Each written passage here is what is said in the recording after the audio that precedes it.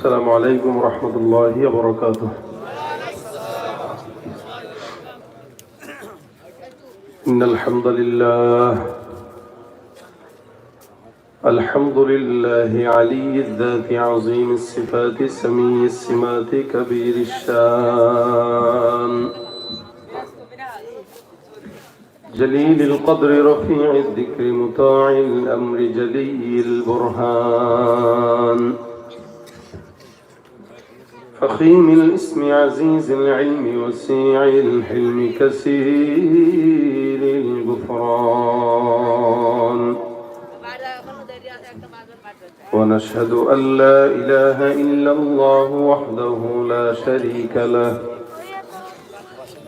ونشهد أن سيدنا وسندنا وحبيبنا وحبيب ربنا وطبيب قلوبنا ومولانا محمدا عبده ورسوله صلى الله عليه وعلى آله وأصحابه وبارك وسلم تسليما كثيرا الذي أرسله الله تعالى بالحق بشيرا ونذيرا وداعيا إلى الله بإذنه وسراجا منيرا أما بعد فأعوذ بالله من الشيطان الرجيم بسم الله الرحمن الرحيم إن الله وملائكته يصلون على النبي يا أيها الذين آمنوا صلوا عليه وسلموا تسليما زبان كل شغل درود شريف پڑھی اللهم صل على محمد وعلى آل محمد كما صليت على إبراهيم وعلى آل إبراهيم إنك حميد مجيد اللهم بارك على محمد وعلى آل محمد كما باركت على إبراهيم وعلى آل إبراهيم إنك حميد مجيد وقال النبي صلى الله عليه وسلم أولى الناس بي يوم القيامة أكثرهم علي صلاة أو كما قال عليه الصلاة والسلام سبحانك لا علم لنا إلا ما علمتنا إنك أنت العليم الحكيم رب اشرح لي صدري ويسر لي أمري واحلل عقدة من لساني يفقه قولي الحمد لله আল্লাহ পাকের দরবারে লাখো কোটি শুকর ও সুজুদ দারুল কুরআন নুরানী একাডেমি মাদ্রাসার উদ্যোগে তৃতীয় বার্ষিকী ওয়াজ মাহফিলের শেষ অধিবেশনে আল্লাহ পাক রব্বুল আলামিন আমাদেরকে একত্রিত হয়ে আসার বসার তৌফিক দিয়েছেন। কালিমাতুশ শুকর আদায় করি সকলে জবান খুলে আলহামদুলিল্লাহ। যতগুলো মানুষ আছেন স্বতঃস্ফূর্ত আওয়াজ যদি দিতেন এর চাইতেও 5-10 গুণ আওয়াজ বেশি হইত, কিন্তু আপনারা রাত গভীর হওয়ার কারণে হয়তো একদম জমে গেছেন, ক্ষুধাও লেগে গেছে, এই কারণে আমি আপনাদের স্বতঃস্ফূর্ত আওয়াজ পাচ্ছি না। যদি এই হালত থাকে তাহলে আমি আলোচনা নরম ভাবে করে শেষ করে দিয়ে চলে যাব। আর যদি আপনাদের আওয়াজ আমার কাছে স্বতঃস্ফূর্ত মনে হয় তাহলে ওয়াজও হবে, ফাঁকে 2-1টা গজল শোনানোর চেষ্টা করব, নিয়ত আছে ইনশাআল্লাহ। কিন্তু আপনাদের আওয়াজ বলতেছে না, বাস খালাস, তাহলে আমি আমার মতো করে কথা বলি। যারা দাঁড়ানো আছেন এরা একটু বসে গেলে পরিবেশটা দেখতে সুন্দর লাগবে। সবাই বসেন, সবাই বসে যান। এই পাশ থেকে ভাইরা অযথা দাঁড়ায় আছেন, পরিবেশটা খারাপ লাগতেছে, আমার কাছে দেখতে এলোমেলো মনে হচ্ছে। একটু বসেন। এ বাবারা বসুন, মোবাইল বন্ধ করো, মোবাইল রাখো, লাইট জ্বালা রাখছো রাখো। ভাই এভাবে বসেন না, ভিতরে যায় বসেন। এভাবে বসলে কিছুক্ষণ পর আবার উঠবেন, যান ভিতরে বসেন। আপনারা কি সজাগ আছেন না ঘুমায় আছেন, এটা আমার জানা দরকার। আছেন সজাগ? কিভাবে সজাগ আছেন একটু দেখি তো। আল্লাহু আকবার। এতটুকুই আপনাদের সীমা নাকি আরো একটু আছে? আচ্ছা, আরো একটু। আমার শারীরিক অবস্থা তেমন বেশি ভালো না, গলার হালতও ভালো না, ঠান্ডা, মাথা ব্যথা। সুতরাং আমি যদি আপনাদেরকে বেশি প্রেশার দিই আমার কষ্ট হবে। আপনারা যদি আমাকে একটু চালায় নেন তাহলে কথা বলতে পারবো কিছুক্ষণ। কথার ফাঁকে যদি চলে আসে তাহলে দিয়ে একটা গজল শোনা দিতে পারবো। তবে আপনারা যদি দুর্বল থাকেন, আমার কাছে মনে হবে না দুর্বল জাতিরে বেশি শোনায় লাভ নাই, তাহলে আমি নিরিবিলি আলোচনা করে চলে যাব। এখন আপনারা কি আমাকে নিরিবিলি আলোচনা করে যেতে দিবেন নাকি দুই একটা গজল শোনাইতে বাধ্য করবেন, সেটা সম্পূর্ণ আপনাদের উপরে ভিত্তি করবে। আপনারা কি যদি চুপচাপ থাকেন আমি আমার মতো থাকবো, আর যদি কথাবার্তা বলেন আমার সাথে তাহলে আমি সবই করবো ইনশাআল্লাহ। ঘুমাবেন না কথা বলবেন? ঘুমাবেন কি সজাগ থাকবেন? আরো একবার নারায়ে তাকবীর। সামনে পিছনে ডানে বামে আমি বলছিলাম বসে যাইতে, এখনো দাঁড়ায় আছে, তা কারে বললাম? কাজ নাই এখন, বসেন। কাজ নাই, বসেন। পরিবেশ, সবকিছুর পরিবেশ আছে। যতক্ষণ থাকবো আওয়াজকে উঁচু করে থাকবো ইনশাআল্লাহ। জোরে বলেন ইনশাআল্লাহ। নারায়ে তাকবীর। আরো জোরে লিল্লাহে তাকবীর। ওই ময়দানেতে যেতে তোমাকে হবে, প্রয়োজনে সব রক্তটুকু জমিনেই ঢেলে দেবে। ওই ময়দানেতে যেতে তোমাকে হবে, প্রয়োজনে সব রক্তটুকু জমিনেই ঢেলে দেবে। তবুও তোমায় লড়তেই হবে, মানিবে না পরাজয়। তবুও তোমায় লড়তেই হবে, মানিবে না পরাজয়। বিপ্লব মানে জীবন দেয়া, বসে থাকা নয়। সে কোনদিন আসবে না রে, করো যদি ভয়।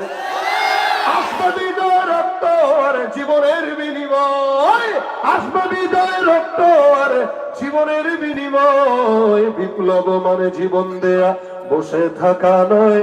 সে কোনদিন আসবে না রে, করো যদি ভয়। বিপ্লব মানে জীবন দেয়া, বসে থাকা নয়। সে কোনদিন আসবে না রে, করো যদি ভয়। ঠিক কিনা? ভয় করবো কাকে? বহুত ভয় করে চলছে জনগণ বাংলাদেশে, এখন আর কেউ কাউরে ভয় পায় না। কি বলেন, ঠিক না? যে পরিমাণে গোলামি অতীত বছরগুলোতে হয়েছে, এই পরিমাণে যদি কেউ আল্লাহকে ডাকতো সব বুজুর্গ হয়ে যেত। এই জন্য ভাইরা আমার, আমি আপনাদের সামনে আল্লাহ পাকের কোরআন থেকে একটি আয়াতে কারিমা তেলাওয়াত করেছি। নবী করিম সাল্লাল্লাহু আলাইহি ওয়াসাল্লাম অসংখ্য হাদিস থেকে একটি হাদিস শরীফ তেলাওয়াত করেছি। এটার অনুকূলে কিছুক্ষণ কথা বলবো। এই কথা আল্লাহ পাক মুখতাসার কথায় যেন বরকত দান করে, আমলের নিয়তে শোনার তৌফিক দান করে, বলেন আমিন। আমরা সবাই নবীর উম্মত, কি ঠিক তো? আমাদের নেতা মুহাম্মদুর রাসূলুল্লাহ সাল্লাল্লাহু আলাইহি ওয়াসাল্লাম, আমরা নেতা রাসূলকেই মানি, অন্য কাউকে মানি। যদিও আমাদের দেশে বারবার স্লোগান হয় অমুক নেতার চরিত্র ফুলের মতো পবিত্র, কিন্তু সমস্ত স্লোগান হলো মিথ্যা স্লোগান, এগুলো ধান্দাবাজির স্লোগান। এই জমিনে আল্লাহ পাক শুধুমাত্র মুহাম্মদুর রাসূলুল্লাহকেই একমাত্র উত্তম চরিত্রের বানিয়েছেন। এছাড়া কারো চরিত্রে ঝামেলা, সবার চরিত্র উল্টাপাল্টা আছে। কারো চরিত্র মুহাম্মদুর রাসূলুল্লাহর মতো হবে? সম্ভব? আল্লাহ পাক নবীকে এত শ্রেষ্ঠত্ব দান করেছেন, নবীর উম্মত হওয়ার কারণে আমাদেরকেও সমস্ত দুনিয়ার সব উম্মতের ভিতরে শ্রেষ্ঠ উম্মত বানিয়েছেন। রাসূল বলেন, এই আমার উম্মতেরা সব নবীর উম্মতের আগে তোমরা আল্লাহ পাক তোমাদেরকে জান্নাত দান করবেন। সবাই থাকবে পিছনে, তোমরা থাকবা আগে আগে। তোমরা ঢুকবা আগে, এরপরে ঢুকবে অন্য উম্মতেরা। তার মানে জান্নাতে আমরা আগে যাব, আমরা আগে যাব। এটা আমাদের সম্মান। কোন নবীর উম্মতরা আমাদের আগে জান্নাতে যাবে না, যদিও গুনাহ আমাদের বেশি। আমাদের গুনাহ বেশি হলেও আল্লাহ পাক জান্নাতে আমাদেরকেই আগে দান করবেন। সুবহানাল্লাহ। এত সম্মান মর্যাদা দুনিয়াতে কোন নবীকে আল্লাহ পাক দেন নাই। আমরা সেই মুহাম্মদুর রাসূলুল্লাহ সাল্লাল্লাহু আলাইহি ওয়াসাল্লামের উম্মত। নবী বলেন, মর্যাদা আল্লাহ পাক আমাকে এভাবে দিয়েছেন, আদম যখন জন্মও হয় নাই, যদিও আমি শেষ নবী। রাসূল বলেন, যদিও আমি শেষ নবী, আনা খাতামুন নবিয়্যিন। রাসূল বলেন, আনা নবিয়্যুল আউয়ালিন ওয়াল আখিরিন। যদিও আমি শেষ নবী, কিন্তু আদম, আমি তখন থেকে নবী যখন আদম নবীর জন্মই হয় নাই। আদম যখন নবী হয় নাই, অথবা আদমের জন্ম হয় নাই, তখন আল্লাহ পাক আপনার আমার রাসূলকে আখিরি উম্মত বানায়, আখিরি নবী বানায় দিয়েছেন। তার মানে নির্বাচিত হয়েছে সবার আগে।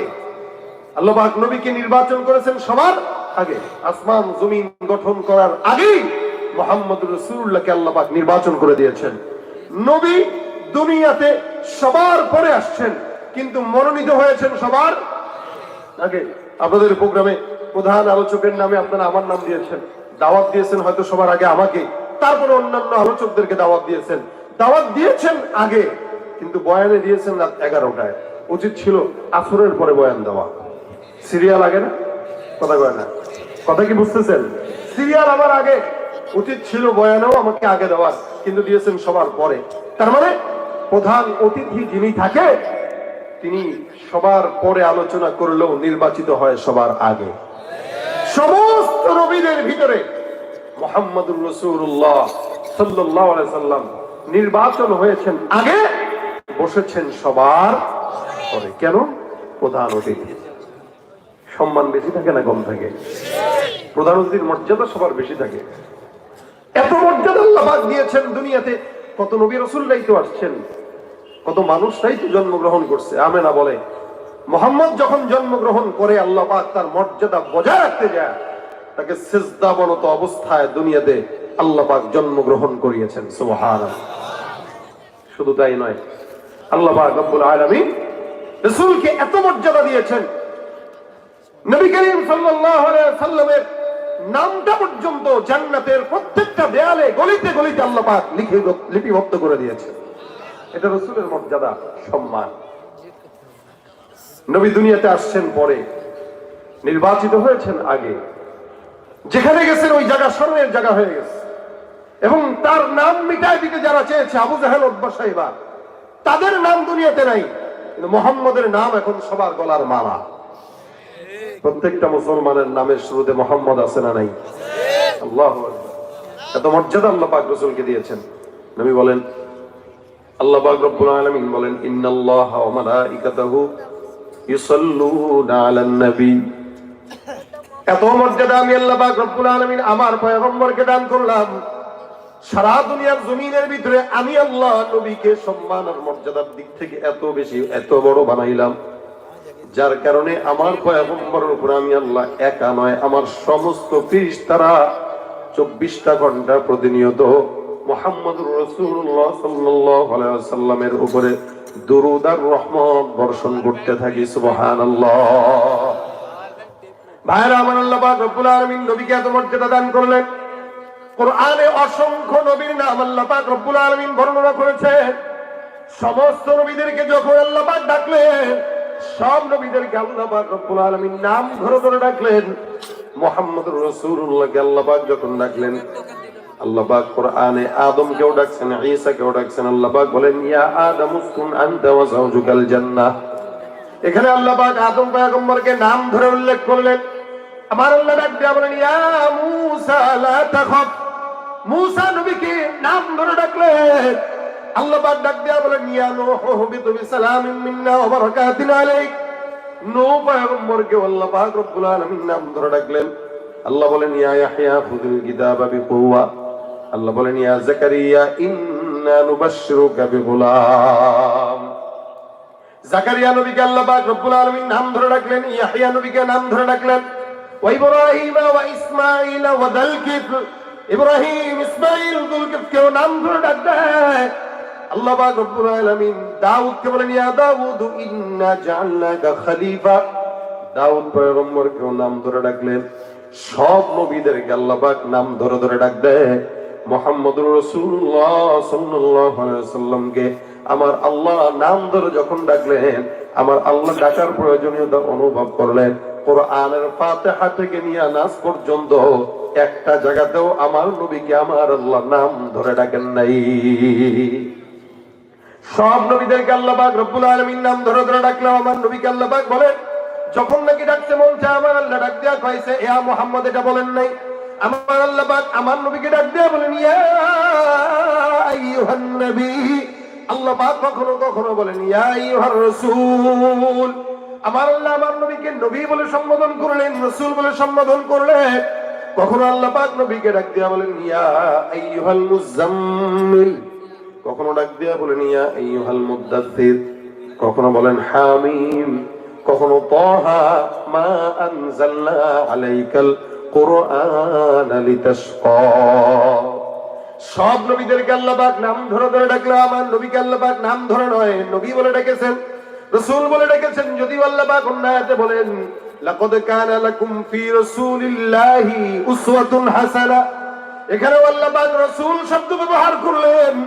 আল্লাহ পাক ডাক দিয়া বলেন লাকাদ জাআকুম রাসূলুম মিন আনফুসিকুম আজিজুন আলাইহি মা আনিতুম হারিস।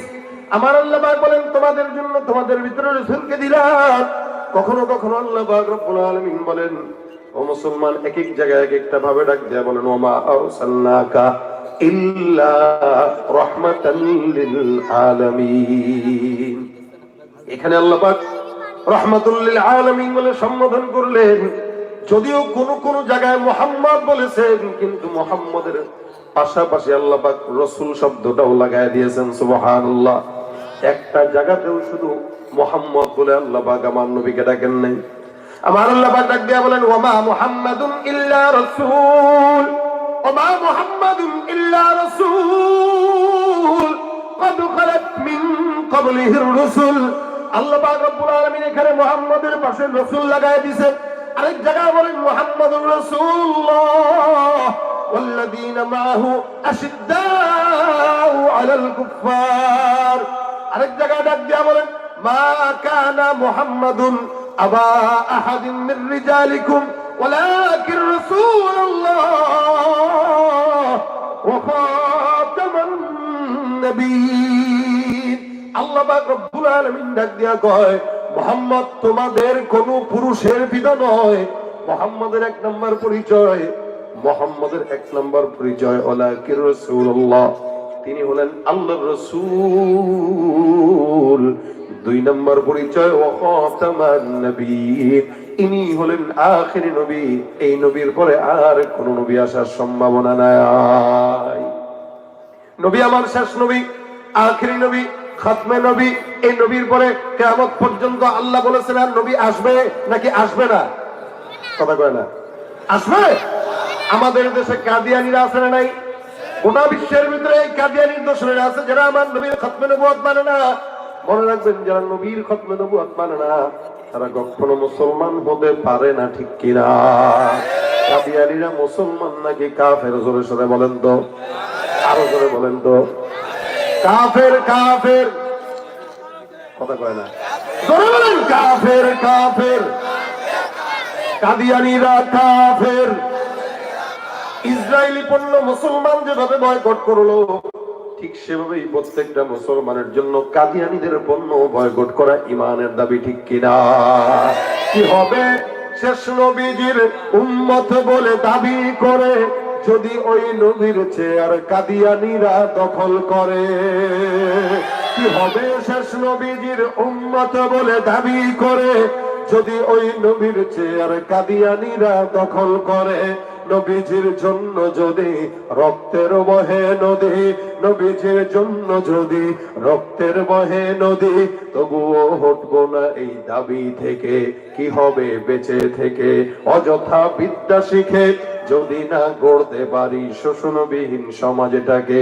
কি হবে আলেম হয়ে ইমাম সেজে সমাজেতে পারো যদি সত্য কথা উচ্চ স্বরে না বলিতে? কি হবে আলেম হয়ে ইমাম সেজে সমাজেতে পারো যদি সত্য কথা উচ্চ স্বরে না বলিতে? চাকরি ভয় করো যদি ছেড়ে দাও ওই না গদি, চাকরি ভয় করো যদি ছেড়ে দাও ওই না গদি। কি হবে ধোকা দিয়ে আল্লাহকে? নবীর পরে নবী আছে, যারা দাবি করে তারা মুসলমান না কাফের। আমার নবী ডাক দিয়া কয় শুনো, আমার উদাহরণ হলো আমার একটা দেয়ালের মতো, যেই দেয়ালে একটা মানুষ যাইতেছে পাশ দিয়া হেঁটে, দেয়ালের ভিতরে টাকা দেখে মাঝখানে একটা ইট খালি, লোকটা ডাক দিয়া কয় এত চমৎকার একটা দেয়াল, কিন্তু ইট একটা নাই। আমার নবী ডাক দিয়া কয় আমার আল্লাহ পাক ওই ইট হিসেবে আমাকে দেয়ালের মাঝখানে লাগাই দিয়েছেন। এখন এই দেয়ালে বাড়তি ইট লাগাইলেও সৌন্দর্য না, আবার ইট খুলে ফেললেও সুন্দর লাগবে না। আমি ওই ইট, যেই ইটটা সর্বশেষে লাগানো হয়, তার মানে আমি সেই নবী যেই নবীর পরে আর কোন নবী আসার সম্ভাবনা। আমার আল্লাহ পাক রব্বুল আলামিন নাম তো ঘোষণা করলেনই না, নবীকে সব জায়গায় নবী আর রাসূল বলে সম্বোধন করলেন। এরপর আল্লাহ পাক উম্মতকে জানায় দেয়, ইয়া আইয়ুহাল্লাযীনা আমানু লা তাজআলু দুআ আর-রাসূল বাইনাকুম কাদুআই বাযিকুম বাযা। নবীকে তোমরা খবরদার, একে অপরকে যেমন ভাই ভাই বলে ডাক দাও, খবরদার সম্মানিত নবীকে আমরা ডাকবা না, রাসূল বলে ডাকবা, নবী বলে ডাকবা। নবীর সামনে যখন বসবা খবরদার কথা বলা যাবে না, যদি বলতেই হয় উঁচু গলায় নয় নিচু গলায়। লা তারফাউ আসওয়াতাকুম ফাওকা সাওতিন নবী, খবরদার আমার নবীর সামনে কোনোদিন কেউ জবানের কণ্ঠকে উঁচু করে কথা বলা যাবে না, হারাম। এত বড় মর্যাদা আল্লাহ পাক দুনিয়াতে কোন নবীকে দেন না, আমার নবীকে দিয়েছেন। এত মর্যাদা দিয়েছেন যার কারণে নবী আসার আগে আল্লাহ পাক রব্বুল আলামিন সারা এলাকার মানুষদেরকে, সমস্ত নবীদেরকে, সমস্ত কিতাবে আমার পয়গম্বর কেমন হবে, কোন জায়গায় আসবে, নবীর নাম কি, এগুলো আল্লাহ পাক বর্ণনা করে দিয়েছেন। নবী করিম সাল্লাল্লাহু আলাইহি ওয়াসাল্লামকে আল্লাহ এত সম্মান দিলেন, আমেনা ডাক দেয়া কয় দুনিয়াতে সব মায়েরা তাদের সন্তানকে গর্ভে নেওয়ার পরে ব্যথা লাগে, গর্ভের কষ্ট হয়। মুহাম্মদ যখন আমার গর্ভের মধ্যে ছিল, আল্লাহর কসম, মুহাম্মদ গর্ভে থাকা অবস্থায় বাচ্চা গর্ভে থাকার কষ্ট একটা দিনের জন্য আমি আমেনা বুঝি নাই। সুবহানাল্লাহ, আসতে কইলেন ভাইরা আমার। দেখেন আল্লাহ নবী সাল্লাল্লাহু আলাইহি ওয়াসাল্লাম জন্মগ্রহণ করলেন, আমেনা বুঝাও নাই, জন্মগ্রহণ করলেন সিজদারত অবস্থায়। হালিমাতুস সাদিয়া কয় মুহাম্মদকে যখন আমি দেখলাম, ও যখন মাত্র কথা বলা শিখে, কারণ আমি তো তাকে দুধ পান করাইছি। মুহাম্মদের যখন বয়স 2 বছর, আমাদের সন্তানরা 2 বছর বয়স হইলে বাবারে ডাকা শিখে, মারে ডাকা শিখে, দাদারে ডাকা শিখে, মারে অন্য অথবা অন্য কোনো নাম ডাকা শিখে। যদি কোনো ইমানদার হয়, সেই ইমানদারের সন্তানরা তাদেরকে আল্লাহ ডাকা শিখায়। কিন্তু অধিকাংশ বান্দারা সন্তান যখন সর্বপ্রথম কথা বলা শিখে, আব্বা অথবা আম্মা বলা শিখে। হালিমাতুস সাদিয়া বলে মুহাম্মদ যখন প্রথম কোন কথা বলা শিখলো, মুহাম্মদের জবানের সর্বপ্রথম কথাটাই ছিল এইটা, কি আল্লাহু আকবার কাবীরা আলহামদুলিল্লাহি কাসীরা সুবহানাল্লাহি বুকরাতান ওয়া আসীলা। আল্লাহু আকবার। মর্যাদা বেশি না কম? সবচেয়ে বেশি না সবার চেয়ে নিচে? সবার চেয়ে বেশি। এত মর্যাদা আল্লাহ পাক দিয়েছেন, যার কারণে আমার নবী যে দুনিয়াতে আসবে সব কিছু আল্লাহ পাক রব্বুল আলামিন আগের থেকেই ঠিক করে রাখলেন। নবী যেখানে যায় ওই জায়গাটা স্বর্ণের চাইতেও দামি হয়। মদিনাকে চিনতো কে?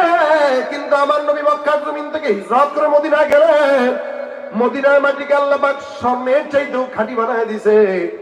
আল্লাহ পাকের আরশের চাইতে মদিনার রওজার মাটির দাম আল্লাহর কাছে বেশি। সুবহানাল্লাহ।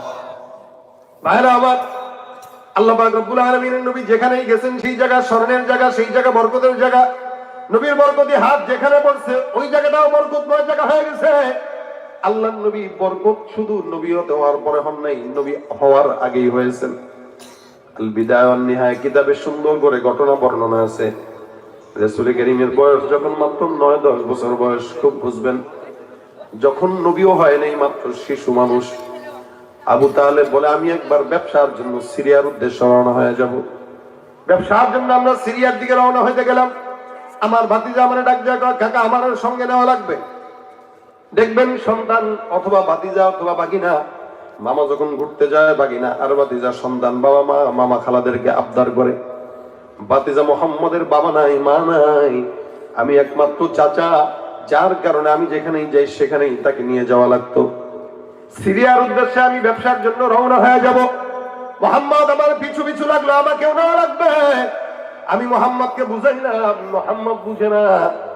যখন নাকি আমরা বিশাল বড় কাফেলা রওনা হয়ে গেলাম, খুব বুঝবেন, আবু তালেব বলতেছে যখন নাকি আমরা বিশাল বড় কাফেলা রওনা হয়ে গেলাম, তখন মুহাম্মদকেও আমরা সঙ্গে নিলাম। মুহাম্মদ উটের উপরে বসা। হঠাৎ করে একটা পাদ্রী আমাদের সামনে হাজির হলো। পাদ্রী আমাদেরকে ডাক দিয়ে বলতেছে, এই কাফেলার সর্দার কে? আমি বললাম আমি আবু তালেব।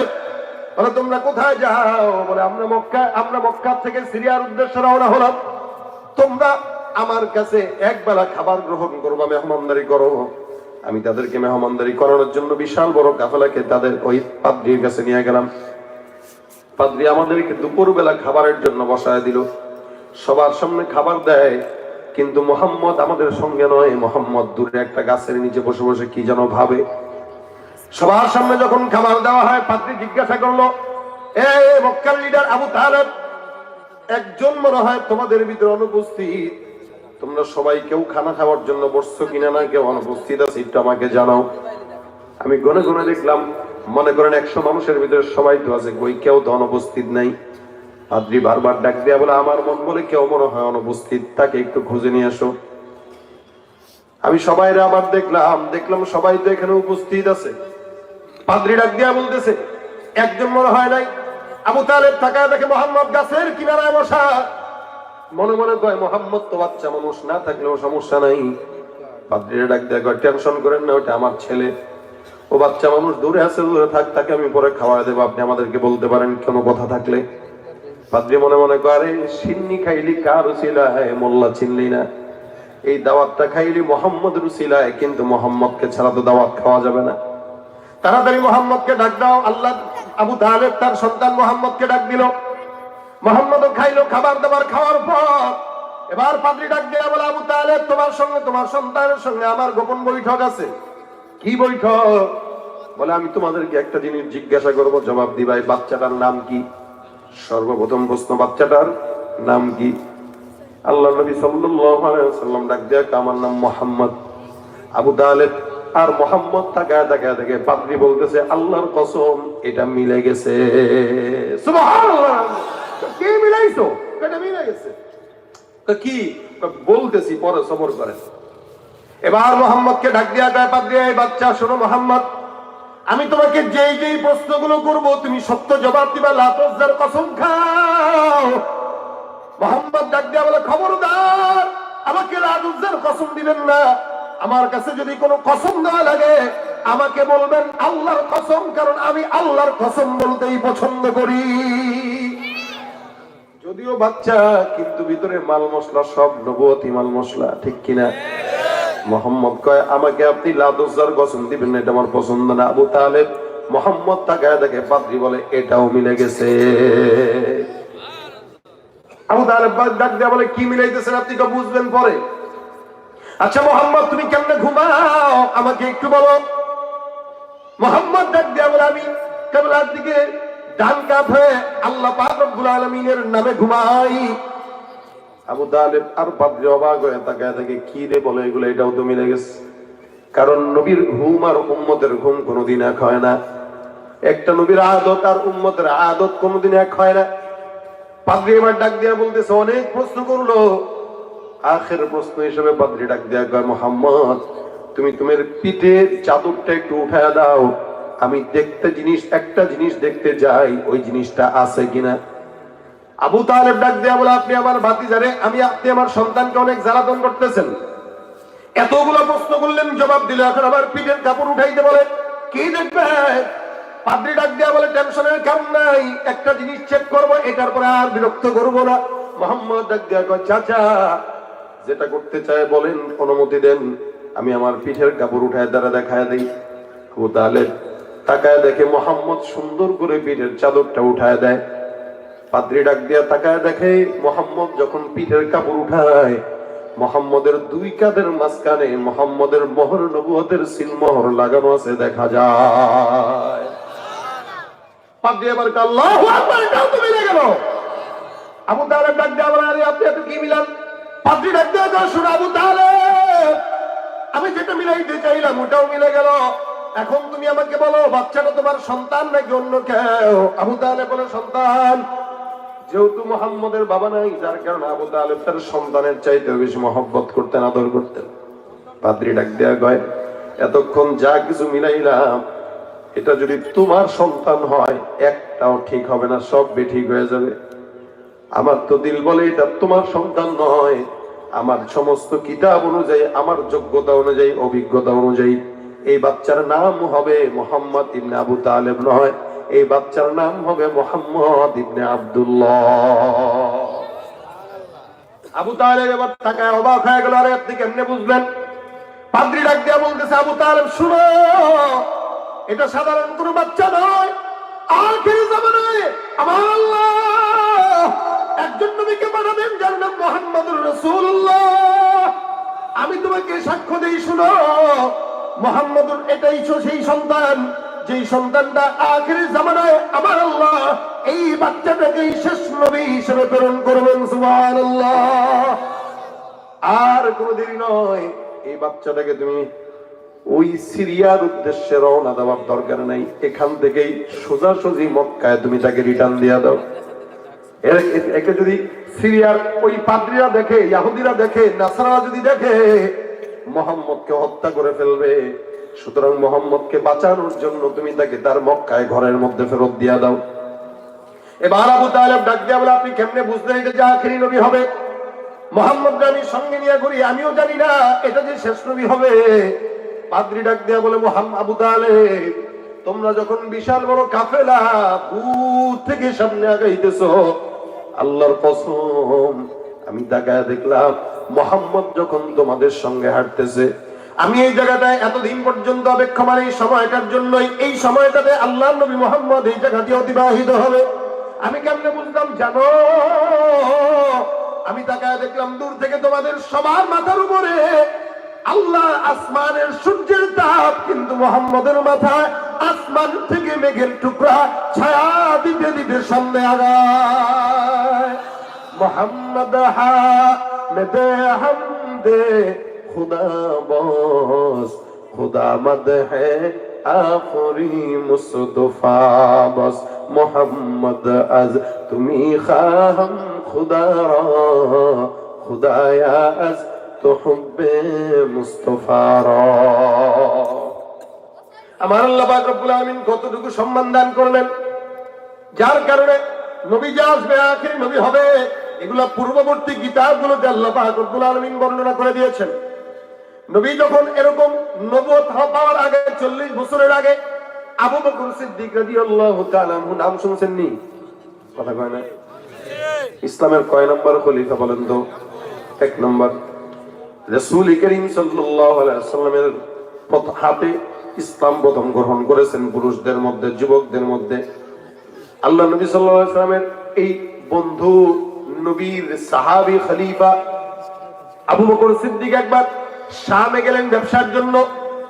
গভীর রাতের ভিতরে হঠাৎ করে ঘুমের ভিতরে, স্বপ্নের ভিতরে তাকায় দেখে আসমান থেকে পূর্ণিমার চাঁদ আল্লাহ পাক রব্বুল আলামিন আবু বকরের কোলের মধ্যে নামায় দিয়া বসায় দিয়েছে। সুবহানাল্লাহ। ঘুমের ভিতরে স্বপ্ন দেখলেন আসমানের পূর্ণিমার চাঁদ আবু বকরের কোলে হাজির। আবু বকর রাদিয়াল্লাহু তাআলা পেরেশান হয়ে গেল। ঘুমের ভিতরে স্বপ্ন দেখে আসমানের পূর্ণিমার চাঁদ।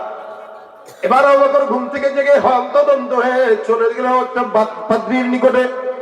ডাক দিয়া বলে, পাদ্রী, এ ব্যাখ্যাবিদ, আমি ঘুমের ভিতরে স্বপ্ন দেখলাম আসমান থেকে পূর্ণিমার চাঁদ আমার কোলে হাজির। তুমি কি একটু বলবা এই স্বপ্নের ব্যাখ্যাটা কি হতে পারে? ব্যাখ্যাবিদ ডাক দিয়া, এই বাড়ি কই তোমার? মক্কা। নাম কি? বলে আবু বকর।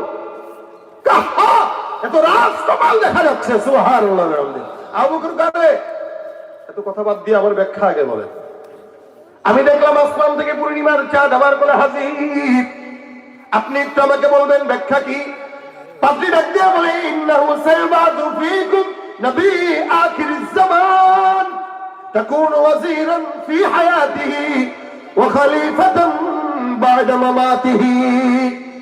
পাদ্রী ডাক দিয়া বলতেছে, আবু বকর, অচিরেই মক্কার জমিনে আখিরি জামানার পয়গম্বর হিজরত করে আল্লাহ পাক রব্বুল আলামিন মক্কার জমিনে শেষ জামানার পয়গম্বরকে আবির্ভাব করবে। দুনিয়ার জমিনে ওই নবী বেঁচে থাকা অবস্থায় তুমি আবু বকর তার সাহাবী হইবা, আর ওই নবীর ইন্তেকালের পর ইসলামের সর্বপ্রথম খলিফা তুমি আবু বকরকেই আল্লাহ পাক বানায় দিবেন। সুবহানাল্লাহ। আবু বকর অবাক হয়ে যায়। সুন্দর করে ব্যবসা বাণিজ্য শেষে মক্কার জমিনে যখন চলে যায়, মক্কার কাফেরদেরকে জিজ্ঞাসা করে মক্কার কি হাল। আবু জাহেল ডাক দিয়া কয়, এর আবু বকর মক্কার হালত ভালো না। বলে কেন? মুহাম্মদ পাগল হয়ে গেছে। নাউযুবিল্লাহ।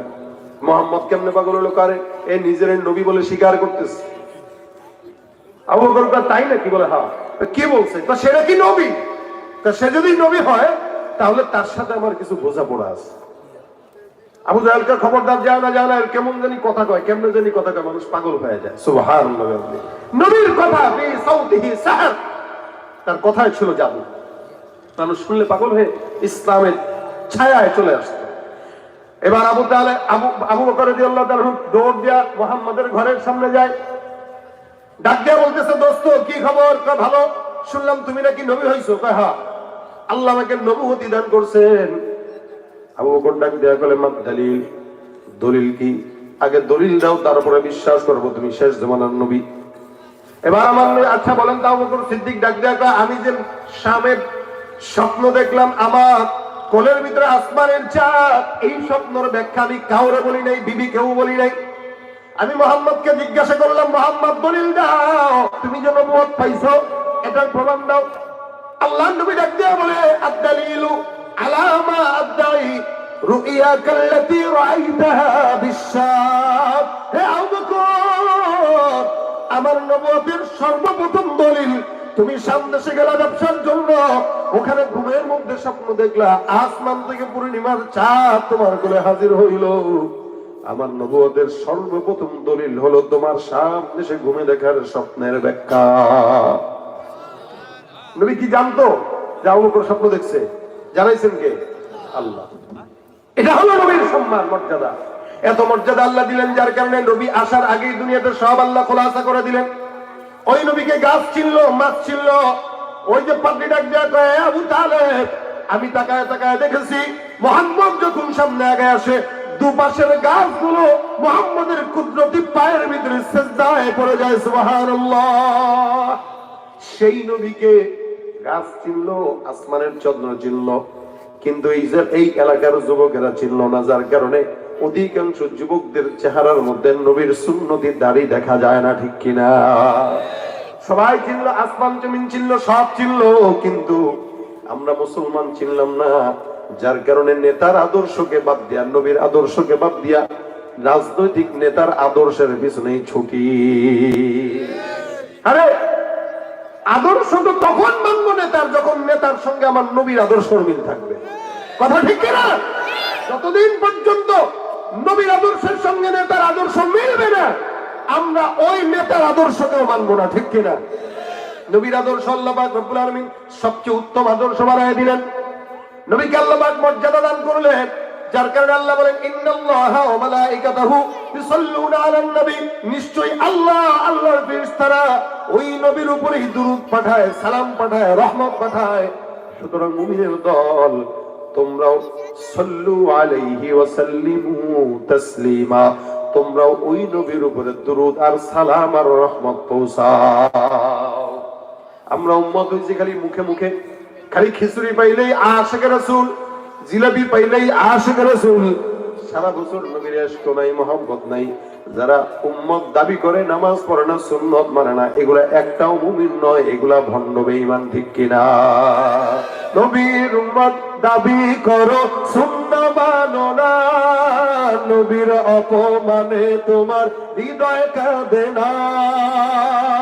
তুমি নবীর উম্মত দাবি করো, সুন্নাহ মানো না, নবীর অপমানে তোমার হৃদয় কাঁদে না। তুমি বিজাতীয় সংস্কৃতিতে সপেছো পরাণ, তুমি বিজাতীয় সংস্কৃতিতে সপেছো পরাণ। তুমি কেমন মুসলমান, তুমি কেমন মুসলমান? নামাজের সাথে নাই পরিচয়, মানো না কোরআন, নামাজের সাথে নাই পরিচয়, মানো না কোরআন। তুমি কেমন মুসলমান, তুমি কেমন মুসলমান? ঠিক না? দাবি করার নাম কি মুসলমান? চোরেও দাবি করে সে মুসলমান। কি বলেন? চোর, বাটপার, ধান্দাবাজ, দুর্নীতিবাজ এগুলোও দাবি করে, এরা কি? যার কারণে তো কইছে যে আমি ইসলাম কম বুঝি না। প্রত্যেক দিন কমাস কম 70-80 রাকাত তাহাজ্জুদ পড়ি, তাহলে 70-80 রাকাত তাহাজ্জুদ পড়ে, আবার জনগণের টাকা চুরি কইরা ওপারে পাঠাইতেও দ্বিধা করে না। তার মানে দাবি করার নাম মুমিন না, কার নাম মুমিন? খালি বললেই হয় না যে আমরা তাহাজ্জুদ পড়ি, যায় নামাজ খুঁজি, এই করি সেই করি, হ্যান করি ত্যান করি।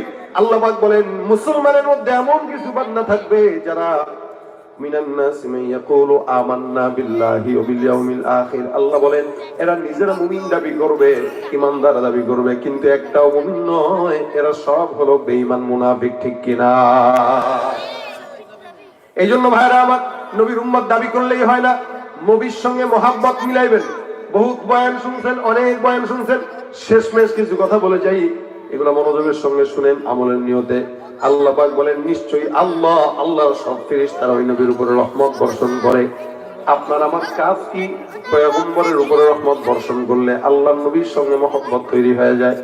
নবী করিম সাল্লাল্লাহু আলাইহি ওয়াসাল্লাম বলেন জান্নাতে কোন বান্দা যদি আমি নবীর সঙ্গে থাকতে চায়, আল্লাহর নবী বলেন আউলান নাসি বিয়াউমিল কিয়ামাতি আকতারুহুম আলাইয়া সালাহ, কেউ যদি কিয়ামতের জান্নাতে আমার পাশের ঘরে থাকতে চায়, ওই বান্দা বেশি বেশি যেন আমি নবীর উপরে দুরূদের আমল করে। সুবহানাল্লাহ। যে যত বেশি দুরূদের আমল আমি নবীর উপরে করবে, আল্লাহ তাকে তত বেশি আমি নবীর জান্নাতের নিকটে রাখবে। সুবহানাল্লাহ। আমরা নবীর সাথে থাকতে চাই, ইচ্ছা আসলে ইচ্ছা আছে, ইচ্ছা আছে। আল্লাহ পাক তৌফিক দান করুন, বলেন আমিন। নবী বলেন যে যত বেশি আমি নবীর উপরে দুরূদ পড়বে, ও তত বেশি জান্নাতে আমার পাশে থাকবে। একবার পড়বে 10টা গুনাহ মাফ হয়ে যাবে, একবার পড়বে 10টা রহমত নাজিল হয়ে যাবে। সুবহানাল্লাহ। কালকে কইেন, সমস্যা নাই। সেটা আপনারাও মরে গেছেন, আমিও মরে গেছি, আর কি আপনারা। আল্লাহ নবী ডাক দিয়া বলেন মান সাল্লা আলাইহি সালাতান ওয়াহিদা সাল্লাল্লাহু আলাইহি আশারা, একবার পড়বে কেউ যদি আমার উপরে দুরূদ পড়ে, আল্লাহ পাক ওই বান্দার উপরে 10 বার রহমত নাজিল করে দেয়। অন্য হাদিসে নবী বলেন প্রত্যেক সপ্তাহে আমি পয়গম্বরের নিকটে বান্দার আইডি কার্ড নিয়ে আমি নবীর সামনে বান্দার আমলনামা হাজির করা হয়। যেই বান্দা যত বেশি দুরূদের আমল করবে, ওই বান্দার আমলনামা পয়গম্বরের সামনে পেশ করা হয়। বাবার নাম, এলাকার নাম, ঠিকানা, ছবি সহ প্রত্যেকটা জিনিস রাসূল করিম সাল্লাল্লাহু আলাইহি ওয়াসাল্লামের রওজায় বান্দার আমলনামা পেশ করা হয়। যেই বান্দার আমল যত বেশি পেশ করা হয়, ওই বান্দাকে তত বেশি নবী চিনে, আর যেই বান্দাকে যত বেশি পয়গম্বর চিনবে, ওই বান্দার সুপারিশ আল্লাহ পাক রব্বুল আলামিনের নবী তত আগে আগে করবেন। সুবহানাল্লাহ। দুরূদের কি বড় ফজিলত দেখেন। ছোট্ট একটা ঘটনা বলে শেষের দিকে যাই।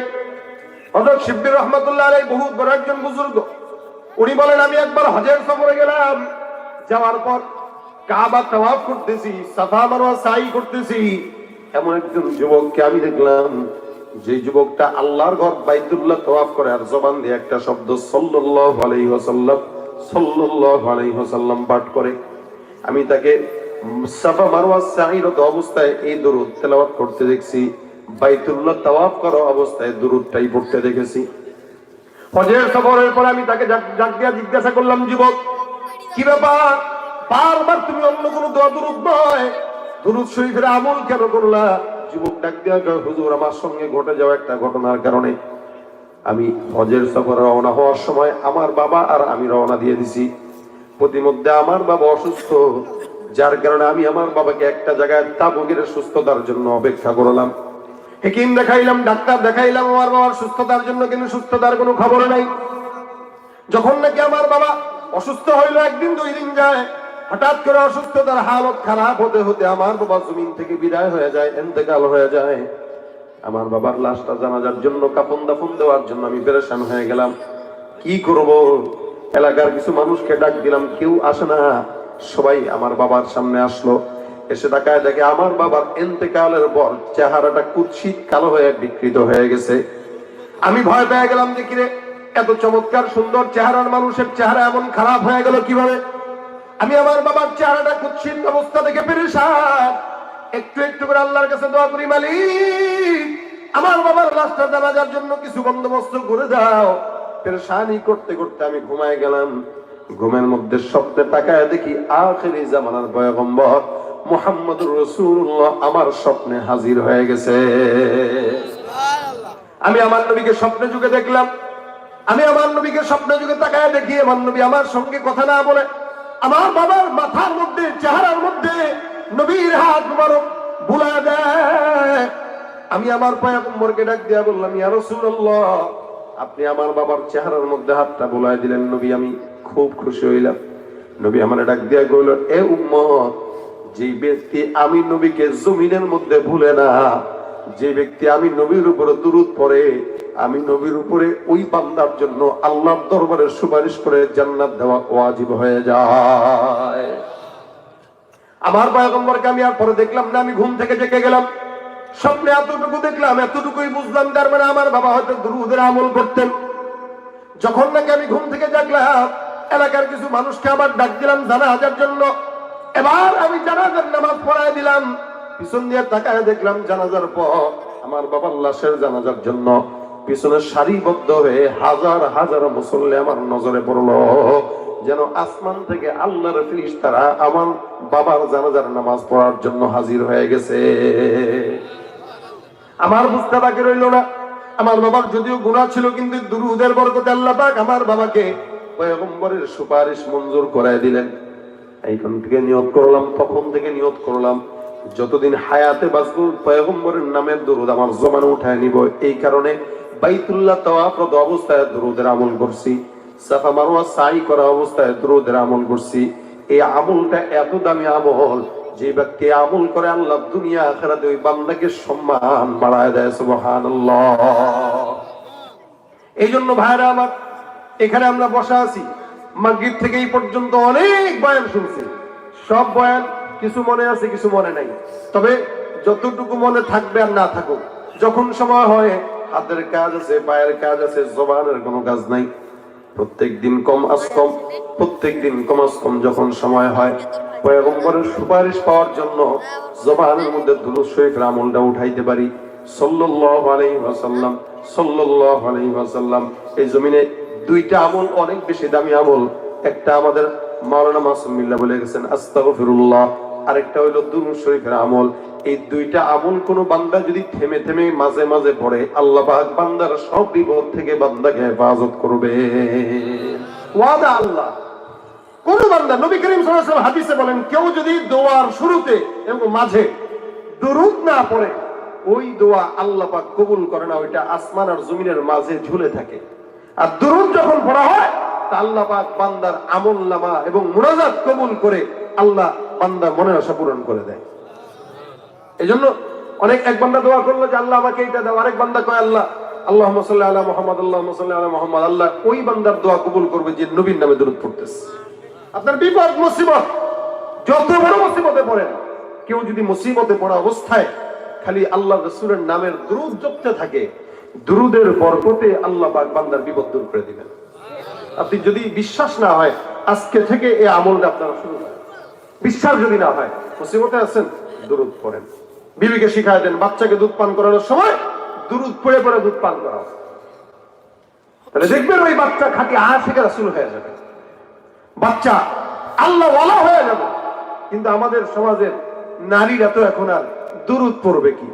আমাদের সমাজের নারীরা এখন এদিক দিয়ে দুধ পান করায়, ওদিক দিয়ে মুভি দেখে, খিদারটা মুখের ভিতরে না দিয়া নাকের ভিতরে ঢুকায় দেয়। হয় কি হয় না? এই হলো আমাদের মা বোনদের হাল।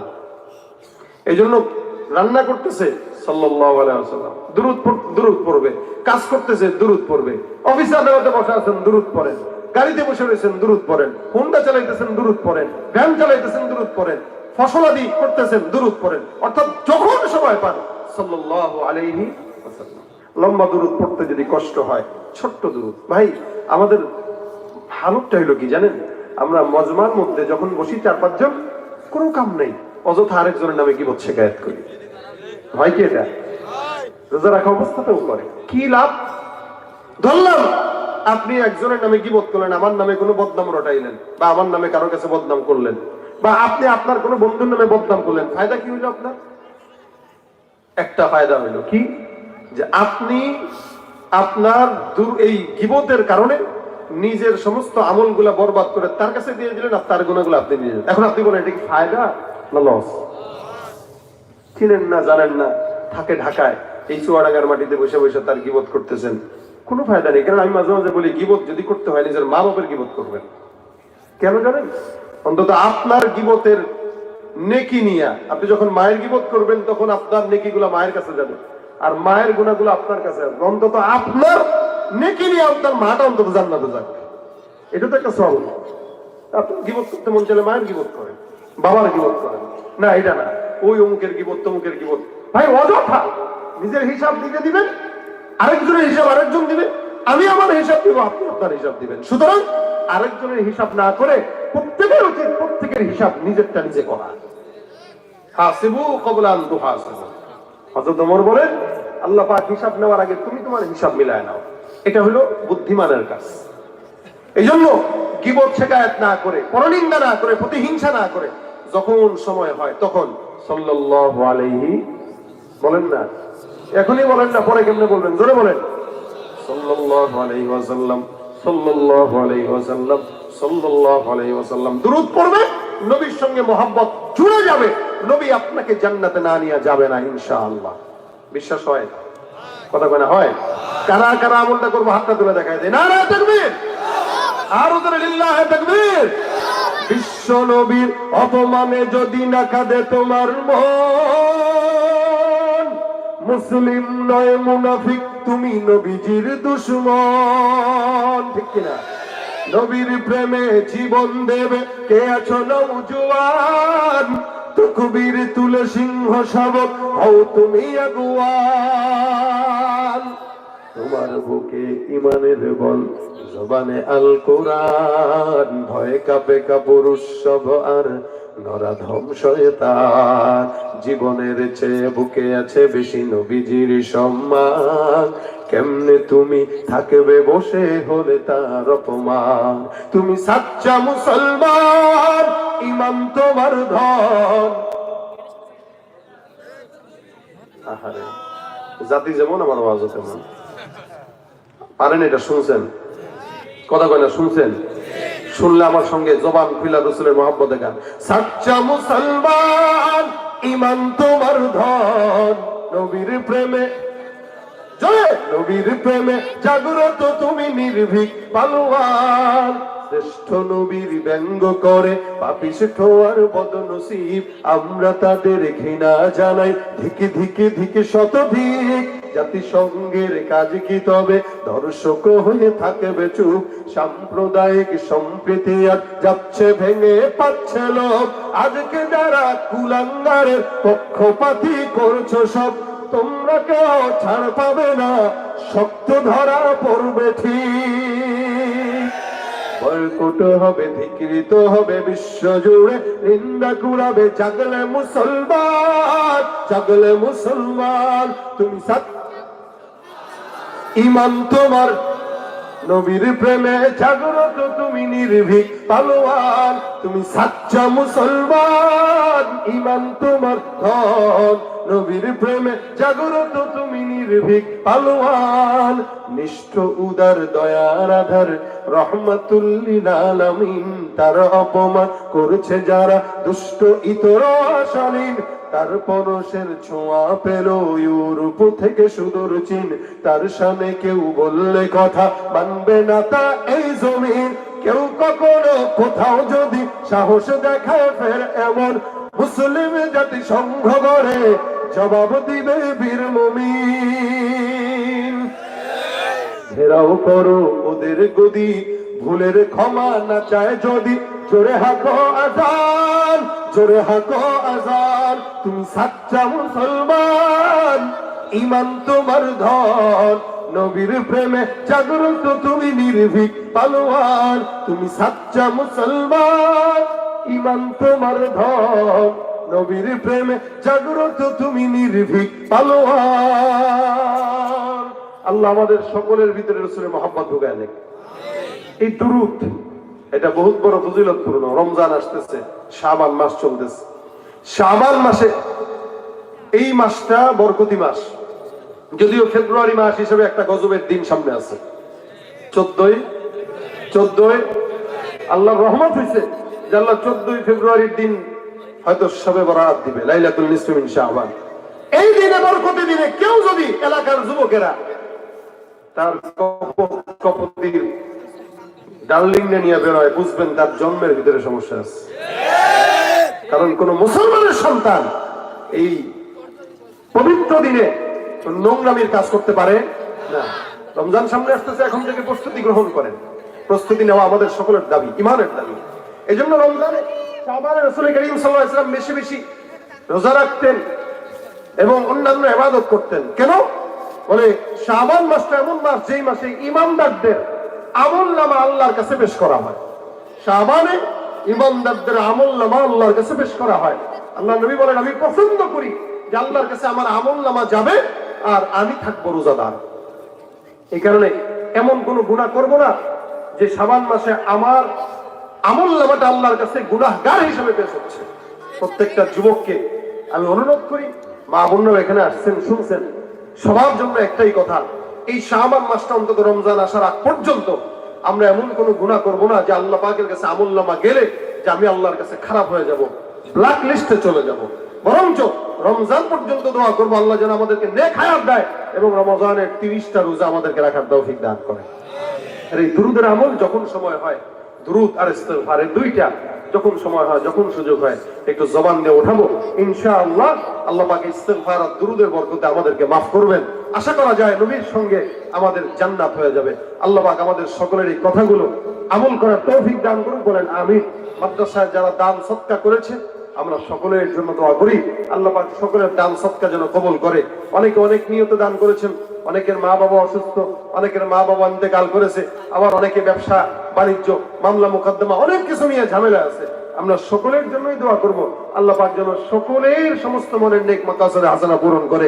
মা বোনরাও যারা আসছেন, আপনারাও যারা বসছেন, বিশেষ করে মাদ্রাসাটা যে ডাক্তার সাহেব পরিচালনা করেন, এই ডাক্তার সাহেবের জন্য আপনারা দোয়া করবেন। মাদ্রাসা ছাত্র উস্তাদ সকলকে আল্লাহ পাক কবুল করুন এবং মাদ্রাসার থেকে এখান থেকে যেন হকের বাতি সারা বাংলাদেশে ছড়াইতে পারে এরকম ছাত্রদেরকে আল্লাহ পাক এই প্রতিষ্ঠান থেকে যেন আল্লাহ পাক গড়ে তোলেন। সকলে বলেন আমিন। দুরূদ শরীফ পড়ুন, আল্লাহুম্মা সাল্লি আলা সাইয়্যিদিনা ওয়া নাবিয়্যিনা ওয়া শাফিঈনা ওয়া হাবিবিনা মাওলানা মুহাম্মদ সাল্লাল্লাহু আলাইহি। সবারতে কোনো রোজা নাই, সবাই বরাতের আমাদের দেশে তো হালুয়া রুটি এগুলা আমাদের মা বোনরা রমজান আসার আগে সবাই বরাতে আসলেই বাস ইচ্ছা মতো শুরু করে। সবাই বরাতে আলাদা কোনো ইবাদত নেই, কোনো ইবাদত নেই। হ্যাঁ, আপনি সর্বোচ্চ আল্লাহর কাছে ক্ষমা চাইতে পারেন, কিন্তু যদি মন চায় 4 রাকাত 10 রাকাত তাহাজ্জুদ পড়তে পারেন, এই তাহাজ্জুদ নামাজ পড়তে পারেন এবং কবরে যে একটু দোয়া করতে পারেন মানুষের কাছে, কিন্তু দলবদ্ধ হয় না। মৃত্যু ব্যক্তিদের জন্য দোয়া করলেন, কিন্তু যেভাবে আমাদের দেশে একদম হালুয়া রুটি দিয়ে একদম মানে সারা দিন বরবাদ করে দেয়, এগুলা সম্পূর্ণরূপে নতুনত্ব বেদাত যেটাকে বলা হয়। আমরা এটা থেকে বাঁচবো। আল্লাহ পাক যেন আমাদেরকে বেদাত মুক্ত গোমরাহি মুক্ত হায়াত দান করে, বলেন আমিন। আস্তাগফিরুল্লাহ রাব্বি মিন কুল্লি যামবি ওয়া আতুবু ইলাইহি লা হাওলা ওয়া লা কুওয়াতা ইল্লা বিল্লাহিল আলিয়্যিল আযীম। আল্লাহুম্মা সাল্লি আলা মুহাম্মাদিন নাবিয়্যিল উম্মি ওয়া আলা আলিহি ওয়া সাল্লিম তাসলিমা। আল্লাহুম্মা আনতাস সালাম ربنا ظلمنا أنفسنا وإن لم تغفر لنا وترحمنا لنكونن من الخاسرين ربنا فاغفر لنا ذنوبنا وكفر عنا سيئاتنا وتوفنا مع الأبرار رب اغفر لي ولوالدي وللمؤمنين يوم يقوم الحساب أي الله মেহেরবানি করে আজকের এই দিনী মজমাকে কবুল মঞ্জুর করে নাও। আয় আল্লাহ, যা আলোচনা হয়েছে আমল করার তৌফিক দান করে দাও। আয় আল্লাহ, সকল ভুল ত্রুটিগুলো তুমি মাওলা ক্ষমা করে দাও, সবগুলো মদিনার রওজা মোবারকে পৌঁছায় দাও। মালিক মেহেরবানি করে অনেক মা বোনরা আসছে, আল্লাহ যুবকরা আসছে, মুরব্বীরা আসছে, শেষ পর্যন্ত শীতের রাত্রে কষ্ট করে যারা বসছে, আল্লাহ তুমি সকলের হায়াতের মধ্যে বরকত দান করে দাও, সকলের মনের নেক মাকাসিদে হাসানাগুলোকে পূরণ করে দাও। জোরে বলেন আমিন। আয় রব্বুল আলামিন, আমাদের ভিতরে অনেকে অসুস্থ দোয়া চেয়েছেন, আল্লাহ তুমি সুস্থতার হায়াত দাও, অভাবগ্রস্তদের অভাব দূর করে দাও, ঋণগ্রস্তদের ঋণগুলো পরিশোধ করার তৌফিক দান করে দাও, বিপদগ্রস্তদের বিপদ থেকে হেফাজত করো। আল্লাহ মা বোনদেরকে পর্দার বিধান মেনে চলার তৌফিক দাও। আয় আল্লাহ, মা বোনদের মনের আশাগুলো পূরণ করে দাও। আল্লাহ রব্বুল আলামিন, মাদ্রাসার পরিচালক ক্যান্সারে আক্রান্ত, আয় আল্লাহ তুমি তাকে সুস্থতার হায়াত দান করে দাও। আয় আল্লাহ, আমাদের মধ্যে যাদের মা বাবা দাদা দাদি নানা নানি অন্ধকার কবরে শুয়ে আছে, প্রত্যেকের কবরগুলোকে তুমি জান্নাতের বাগান বানায় দাও। আল্লাহ আর রব্বুল আলামিন, বাংলাদেশকে আল্লাহ এই দেশকে আল্লাহ রহমতের দেশ হিসেবে কবুল করে নাও। আয় আল্লাহ, আগামীর বাংলাদেশকে ইসলামের বাংলাদেশ হিসেবে কবুল করে নাও। আয় আল্লাহ, গোটা ইসলামী দলগুলোকে ঐক্যবদ্ধ হয়ে এদেশে ইসলামী আইন আনার তৌফিক দান করে দাও। আল্লাহ, যারা ইসলামের জন্য কাজ করতেছে, আল্লাহ সকলকে তুমি হায়াতে তাইয়্যিবা দান করে দাও। আয় আল্লাহ, মেহেরবানি করে আমাদের ভিতরে অনেকে বিপদগ্রস্ত আছে, বিপদ থেকে হেফাজত করো। আয় আল্লাহ, যাদের মা বাবা জীবিত, মা বাবার খেদমত করার তৌফিক দাও। মা বাবার খেদমত করার তৌফিক দাও, মা বাবার হায়াত আমাদের উপরে দীর্ঘ করে দাও, যাদের মা বাবা ইন্তেকাল করেছে কবরের ভিতরে সওয়াবগুলো তুমি পৌঁছায় দাও। আর রব্বুল আলামিন তোমার হাবিবের রওজা একবার হলেও জিয়ারত করার তৌফিক দান করে দাও, যারা একবার গিয়েছে বারবার যাওয়ার তৌফিক দান করে দাও। হে আল্লাহ, উমরা হজ এগুলো কঠিন হয়ে যাচ্ছে, তুমি আমাদের জন্য সহজ করে দাও আল্লাহ রব্বুল আলামিন। মেহেরবানি করে আমাদের ভিতরে আয় আল্লাহ যারা এই জায়গায় শেষ পর্যন্ত বসলাম আল্লাহ, যার মনের যে আশাগুলো আছে সব মনের নেক মাকাসাদে হাসানাগুলোকে পূরণ করে দাও। আল্লাহুম্মা সাল্লি আলা রূহি মুহাম্মাদিন ফিল আরওয়াহ ওয়া সাল্লি আলা জাসাদি মুহাম্মাদিন ফিল আজসাদ ওয়া সাল্লি আলা কবরি মুহাম্মাদিন ফিল কুবুর। রব্বিরহামহুমা কামা রাব্বায়ানি সগীরা, রব্বিরহামহুমা কামা রাব্বায়ানি সগীরা। সুবহান রাব্বিকা রাব্বিল ইজ্জাতি আম্মা ইয়াসিফুন ওয়া সালামুন আলাল মুরসালিন والحمد لله رب العالمين. السلام عليكم ورحمة الله وبركاته.